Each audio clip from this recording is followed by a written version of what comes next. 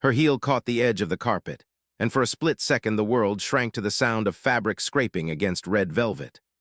Flashbulbs kept exploding, the crowd kept cheering, and no one seemed to notice that Sandra Bullock was about to fall.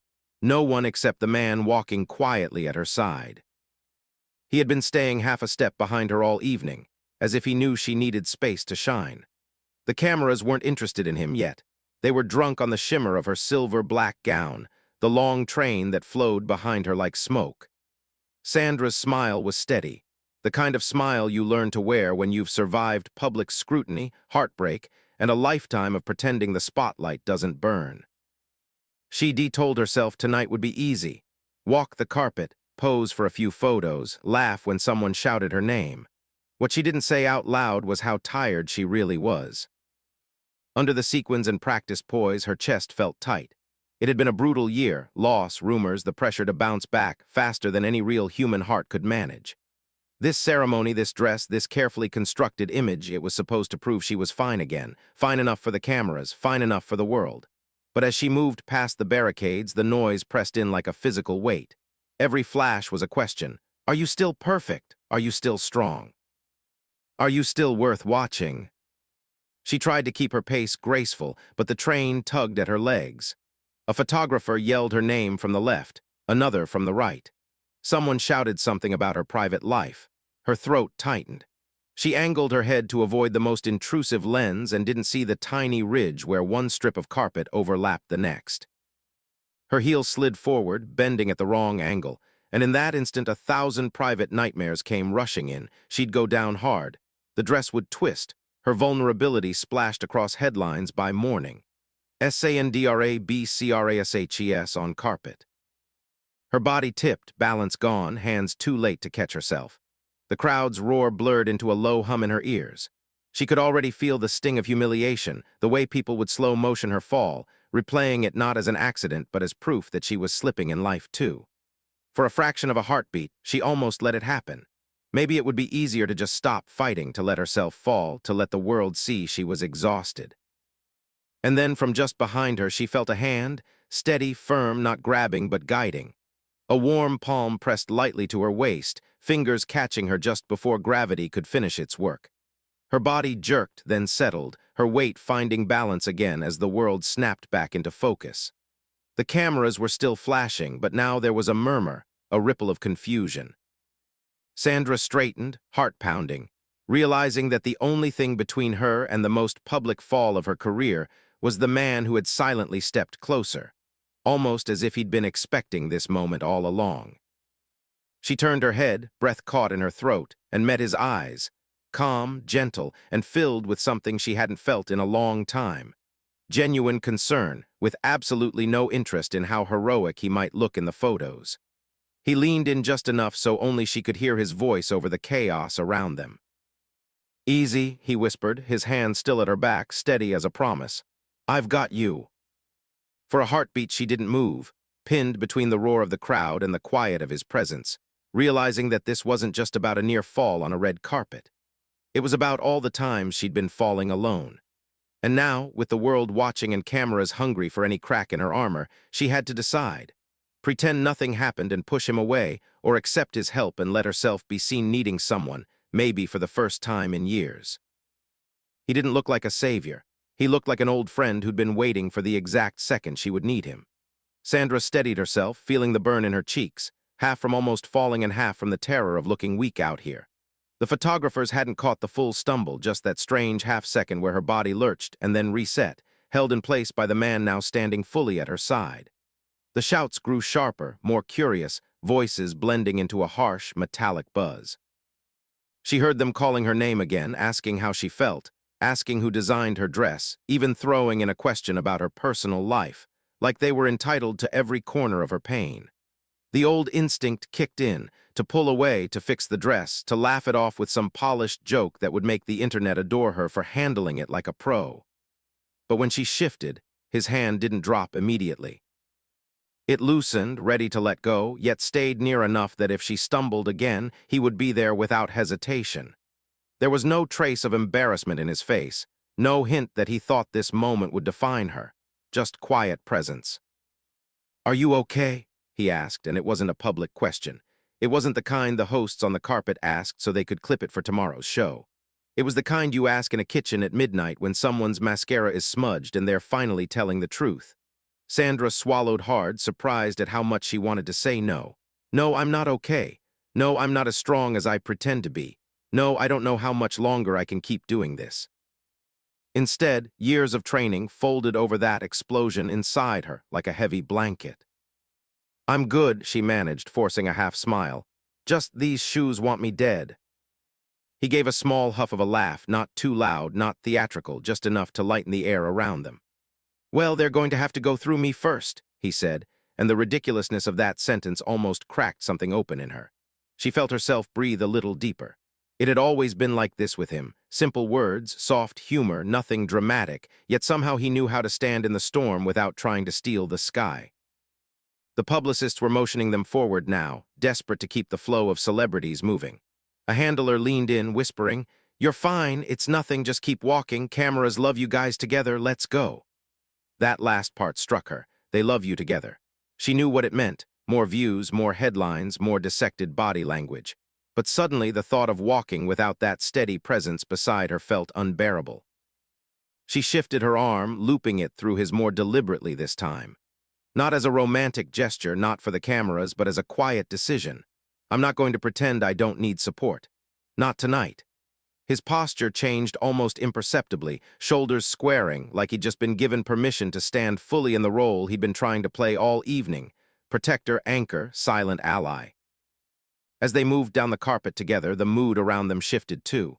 The photographers, sensing a storyline, started yelling louder. "Sandra, over here, look this way, give us a smile. Keanu, how does it feel to play hero again?" The word hero hit her ears and made her flinch. She'd seen what that word did to people, how it built them up just to tear them down when they failed to stay perfect. She glanced at him, expecting him to bask in it a little, just like anyone would. But he didn't. He only dipped his head slightly, lips curved in a modest, almost shy smile, as if the attention didn't belong to him at all. His hand left her back, sliding down to rest more neutrally at his side, putting the spotlight back where the world thought it should be, on her. It was such a small, instinctive act of humility that it squeezed her heart. Because she knew, with painful clarity, that one wrong step, and she would have been sprawled across that perfect red carpet, turned into a meme by morning.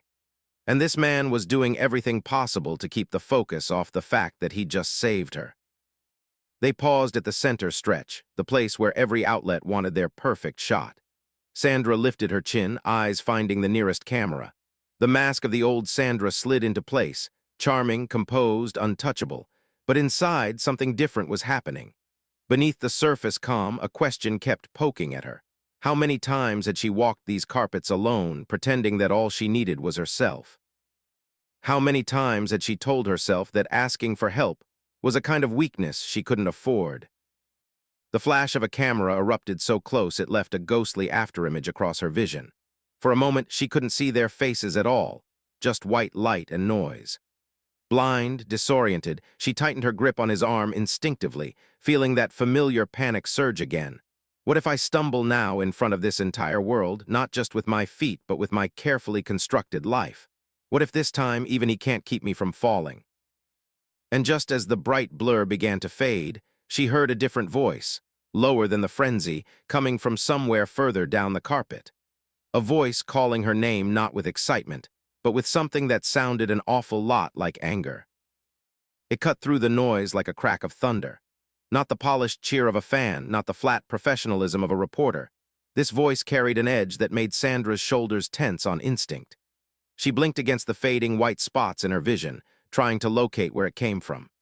Somewhere past the cluster of photographers, near the rope line, a figure was leaning forward, hand raised, shouting her name again with the sharpness of someone who believed they were owed something. "Sandra, hey, Sandra, you gonna pretend you don't hear me this time?" The words hit a nerve she didn't know was exposed. This time. The phrase tugged at a memory she'd hoped was buried under countless interviews and premieres. Her heartbeat stumbled. She forced her expression to stay soft for the nearby cameras, angling her body in a practiced pose, but her attention was no longer on the flashes. It was on that voice, familiar in a way she desperately wished it was. Beside her, Keanu felt the shift. Her fingers, still resting on his arm, had gone rigid. He followed her gaze, scanning beyond the official chaos to the darker edges where real life still seeped in. There, just beyond the velvet rope, a man in a wrinkled blazer and lanyard was pushing forward, waving his credential like a weapon. His face was red, whether from anger or alcohol, it was hard to tell from this distance. But the posture, leaning in, demanding, unconcerned with boundaries, told its own story. "Do you know him?" Keanu asked quietly, lips barely moving. Sandra didn't answer right away. Her throat had gone dry, and her mind had started its old, exhausting calculus. Ignore him and look cold, or acknowledge him and give him exactly what he wanted, drama. She recognized him now piece by piece. Years ago, he'd been just another entertainment reporter, the kind who smiled too wide and asked questions that cut too deep. He'd spun some of her most painful moments into headlines that got clicks, not caring that each word had a real human being attached to it. Back then, she'd promised herself she would never give him the satisfaction of seeing her rattled again. But here he was, somehow closer than her carefully curated team had allowed for, shouting across a red carpet that already felt like walking a tightrope without a net. "Hey, Sandra," he called again, louder, angling his voice so nearby mics could catch it. "You gonna fall tonight like you fell for the wrong guy last year? Any regrets?" The question landed like a slap. Conversations nearby stuttered. A few cameras, always hungry for controversy, began to pivot in his direction instead of hers. Sandra's lungs locked up. She could feel eyes on her, not just the anonymous eyes of the crowd, but the precise, judging gaze of millions who would watch this later, pausing, rewinding, dissecting every micro-expression. Keanu's jaw tightened. To most people, he still looked calm, maybe even indifferent, but Sandra knew him well enough to spot the infinitesimal change in his posture. His shoulders shifted slightly toward her, narrowing the angle of any shot that might capture the look on her face in that raw, unguarded second. It was a tactical move, instinctive, protective, humble. He wasn't pushing her behind him, not turning the moment into some theatrical defense. He was simply offering her a choice: stay open or take shelter without forcing either. She swallowed, fighting the urge to shrink. The old version of herself, the one built from years of PR coaching and survival, began whispering strategies. Laugh it off, toss a witty line back, remind everyone you're unbothered. That voice had saved her countless times, but it had also exhausted her layer by layer until she wasn't sure where the performance ended and the real woman began. "Do you want to keep moving?" Keanu murmured, low enough that it got lost in the surrounding din. "We don't have to stop here." That we hit her harder than the question itself. We don't have to, not you, we. He wasn't telling her what to do, he was aligning himself with whatever decision she made. For years, she'd told herself she had to face everything alone to prove she was strong. And yet here was someone quietly saying, strength doesn't mean walking into every fire by yourself. Her chest ached. Part of her wanted to turn, let the handlers pull them forward, pretend the man didn't exist. But another part, the bruised, weary, stubborn part, was tired of being chased down by other people's narratives. Tired of being defined, again and again, by the worst chapters of her story. She inhaled slowly, aware that cameras were catching even this breath. "No," she whispered, surprising even herself. "I've run enough." Keanu's eyes met hers, steady, searching. In them she didn't find doubt or warning, just a quiet question, "Are you sure?" Sandra gave the smallest nod, more to herself than to him. She straightened, letting her hand slip from his arm, though he stayed close enough that the space between them felt intentional, not distant. Then she turned, not toward the most flattering camera angle, but toward the single voice that had tried to drag her back into the past. The reporter's face lit up when he realized he had her attention. He lifted his mic higher, predatory excitement flashing across his features. "Sandra, over here, can you comment on?" She raised one hand, not high, just enough to signal, "Stop." The surrounding chatter hushed, a little curiosity sparking. The handlers shifted uneasily, sensing unscripted territory. Somewhere behind her, a publicist whispered her name in warning. And next to her, Keanu didn't move away or step in front. He simply adjusted his stance so he was just slightly angled toward both of them, a physical reminder that she wasn't standing alone. Her heart was pounding so loudly she could barely hear herself think. For a split second, doubt crashed over her. What if my voice shakes? What if I cry? What if I make it worse? But then she glanced sideways, catching the edge of Keanu's profile. Calm, grounded, completely uninterested in how heroic he might look if this moment spiraled. Sandra turned fully toward the man at the rope line, her eyes no longer the soft, camera-ready version the world was used to. There was something older in them now, something forged in grief and resilience. When she finally spoke, her voice came out low but clear, cutting through the tension like a blade. "You really want your story tonight to be you trying to make a woman fall twice," she said, once with her feet and once with her heart. A collective murmur rippled through the crowd. The reporter's smirk faltered, but only for a second. He leaned in again, reckless. "I just want the truth, Sandra. Are you really as strong as you act, or are you just pretending for these people?" The question hovered in the air, heavy and poisonous. Flashbulbs cocked, ready to fire. The entire carpet seemed to hold its breath, waiting to see if she would shatter or strike back or walk away. And as the silence stretched, Sandra felt something shift inside her. A choice solidifying, not about him, not about the cameras, but about who she was willing to be in front of the world now that she wasn't standing on this carpet alone. Her first instinct was to armor up, to throw on that bulletproof charm that had gotten her through 1,000 red carpets. But the man's words, "Are you just pretending for these people?" hit too close to home to ignore. For years, she had been pretending, not because she was fake, but because she believed that being strong meant never letting anyone see the cracks. And here, on a carpet built to worship perfection, she suddenly realized she was done with that. She let out a breath she didn't know she'd been holding. "You want the truth," she said, still looking straight at him. Nearby cameras zoomed in, sensing something real.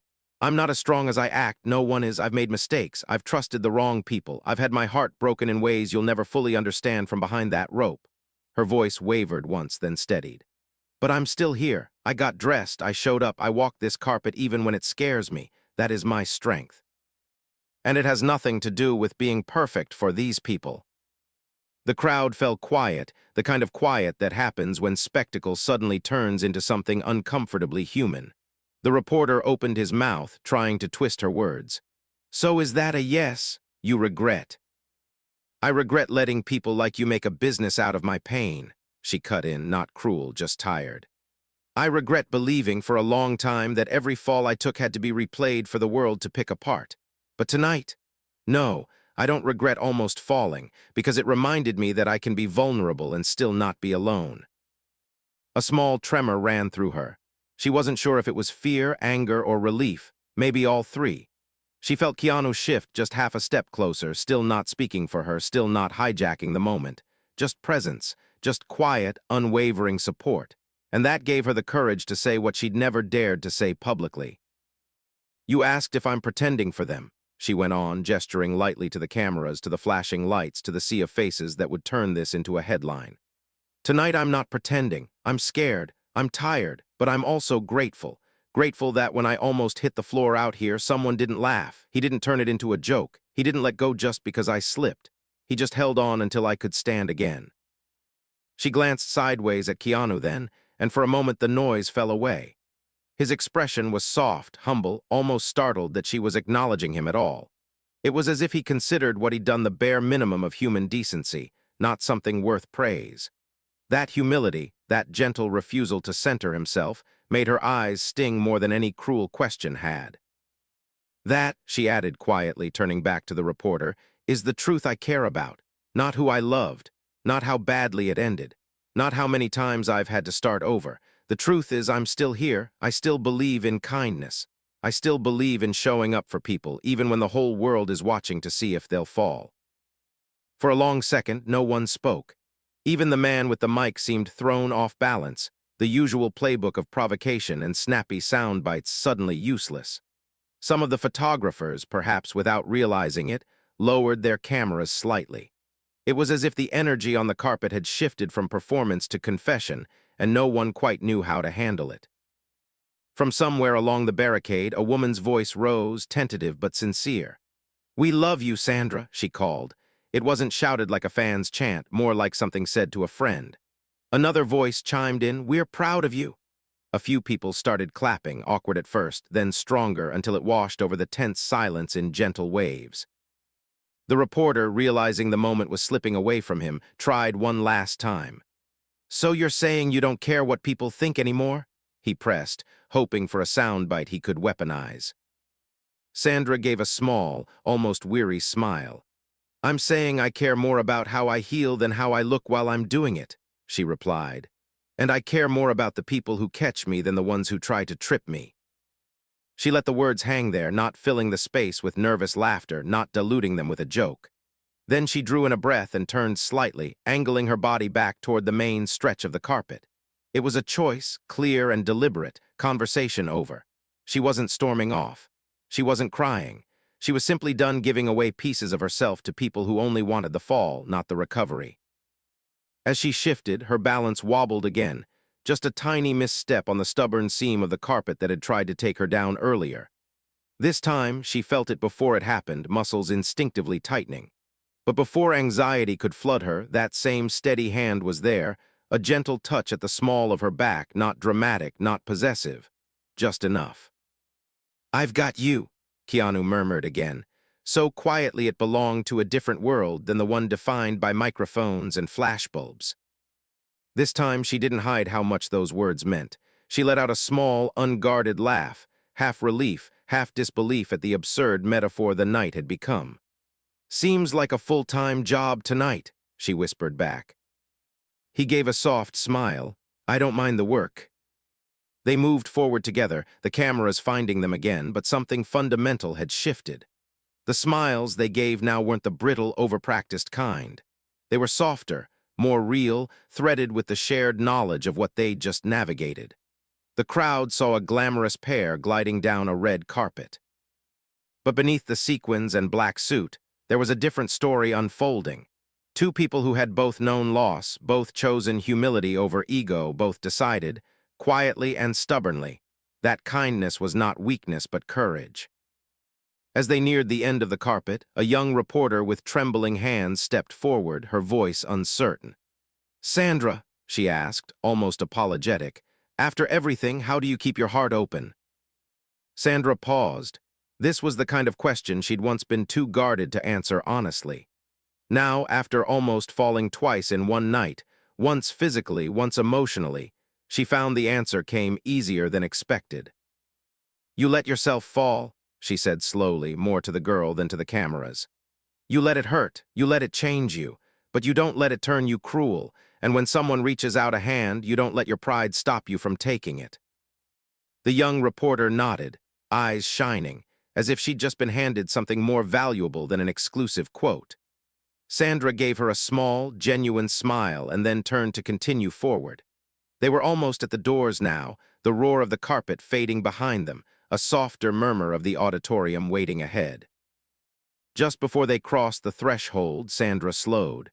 The night could have been defined by that nearly disastrous stumble, by the cruel question, by her past. Instead, what lingered in her chest was something else entirely. The feel of a steady hand at her back, the sound of a quiet voice saying, "I've got you," not for show, but because it was who he was. She glanced up at Keanu, her eyes warmer now, less guarded. "Thank you," she said simply. No jokes, no deflection, just gratitude, bare and honest. He shook his head lightly. "You don't have to thank me for that." "Maybe not," she replied, "but I'm going to anyway." They shared a small, unhurried moment in the doorway, two people who had spent their careers pretending to be invincible, now silently agreeing that maybe real strength looked different than they'd been taught. Then the doors opened wider, spilling golden light over them. The noise of the carpet dimmed behind, replaced by a deeper hush waiting within. Together, side by side, they stepped forward, not as a perfect image for the world to consume, but as two flawed, resilient humans who had chosen, in one fragile public moment, to meet cruelty with courage, humiliation with humility, and the ever-present risk of falling with the radical, defiant decision to keep trusting the hand that reached out to catch them.